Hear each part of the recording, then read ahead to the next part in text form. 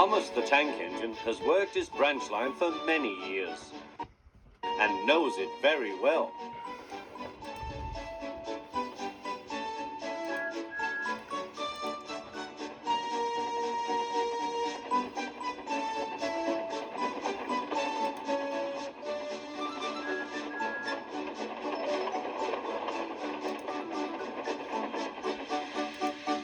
You know just where to stop, Thomas, laughed his driver. You could almost manage it without me. Thomas had become conceited. He didn't realize his driver was joking. Later, he boasted to the others. Driver says I don't need him now. Don't be so daft, snorted Percy.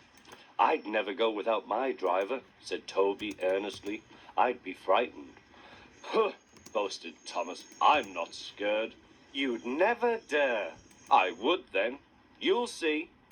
The next morning, the firelighter came.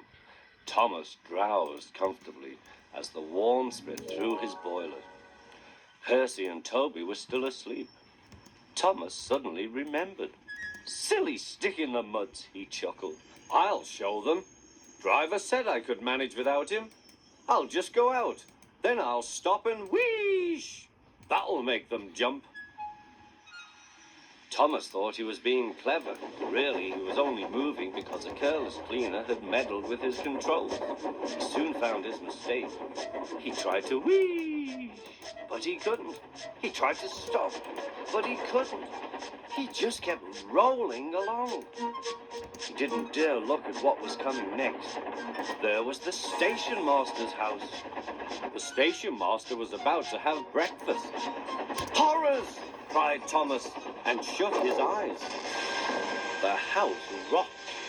Broken glass tinkled. Plaster was everywhere.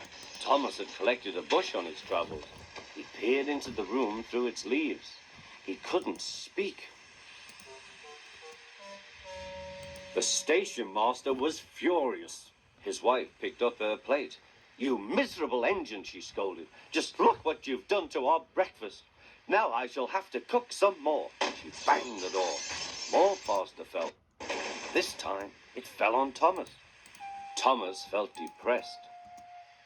Workmen propped up the house with strong poles and laid rails through the garden. Meanwhile, Donald and Douglas arrived.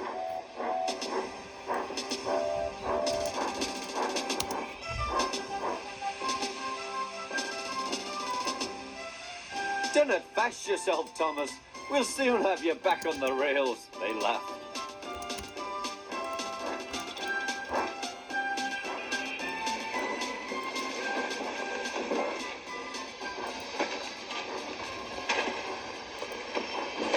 Donald and Douglas, puffing hard, managed to haul Thomas back to safety. Bits of fencing, the bush, and a broken window frame festooned his front, which was badly twisted. The twins laughed and left him. Thomas was in disgrace. There was worse to come. You are a very naughty engine.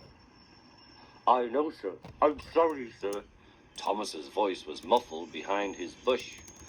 You must go to the works and have your front mended. It will be a long job. Yes, sir. Meanwhile, a diesel rail car will do your work. A pink cat. A diesel, sir? Thomas spluttered. Yes, Thomas. Diesels always stay in their sheds till they are wanted. Diesels never gallivant off to breakfast in station masters' houses.